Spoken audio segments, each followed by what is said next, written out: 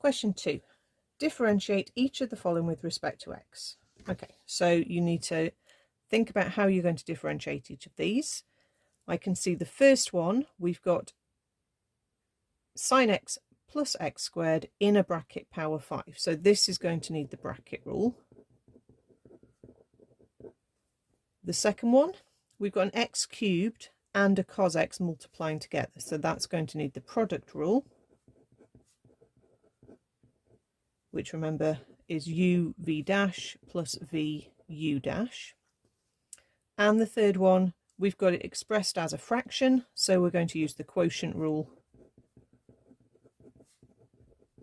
and that is v u dash minus u v dash all over v squared.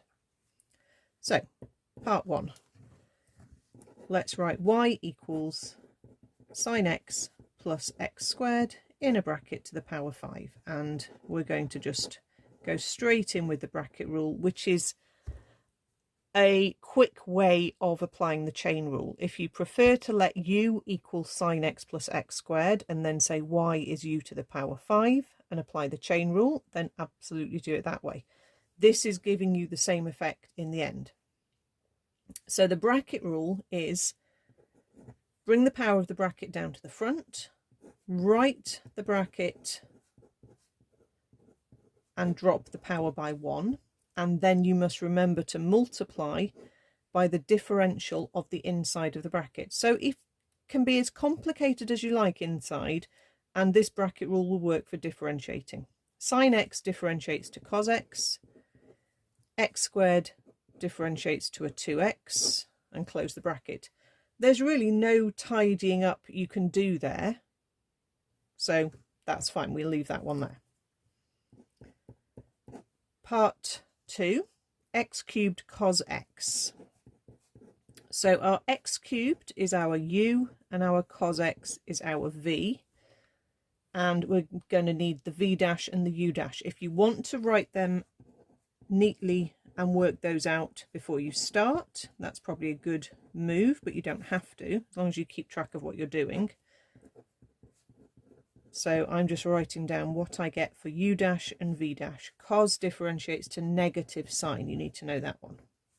So with part 2, we're going to get dy by dx is equal to. So we want our u times our v dash. Now make sure that you don't then misread that as take away. So I'm putting it in a bracket. Plus our v times our u dash. And again, make sure then you don't think, oh, I could times. No, you can't. You can't times a 3x squared that's not in the angle with something in the angle. So let's just tidy this up a slightly. We'll bring that minus to the front, and we'll bring the 3x squared to the front of this term. And again, there's nothing really you can do to tidy that up. Okay, you could bring a common factor of x squared out at the front if you really wanted to, but it doesn't really massively help anything, so I probably won't. Okay, part 3, we've got the quotient rule. So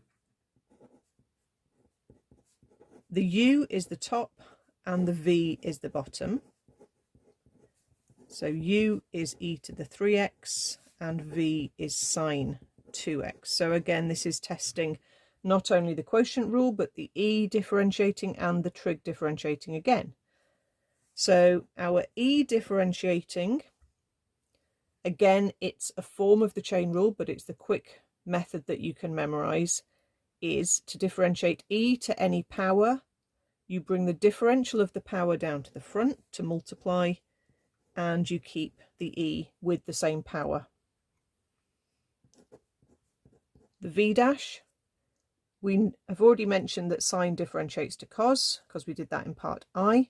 But when the angle is a 2x, what you also do is you multiply by the differential of the angle. So we get a 2 coming to the front, we get sine differentiating to cos, and the angle itself does not change. Okay, so following our quotient rule, which is in the formula book, the product rule isn't, but the quotient rule is, we're going to have our v multiplied by our u dash minus our u multiplied by our v dash. You don't really have to put brackets in, but I'm just doing that so you can see clearly they're all timesing, over our v squared. You could write this as sine 2x in a big bracket squared, or on the next line you could put the squared symbol after the word sine. Okay, again, there's not very much tidying up you can do here. If you wanted to, you could just reorder the terms. So put the number first, maybe the e bit second, and the trig bit at the end with each term. But there's no common factor to cancel, which sometimes there could be. You could take an e to the 3x out at the front as a common factor, but again, there's not, you know, a need for it in the mark scheme.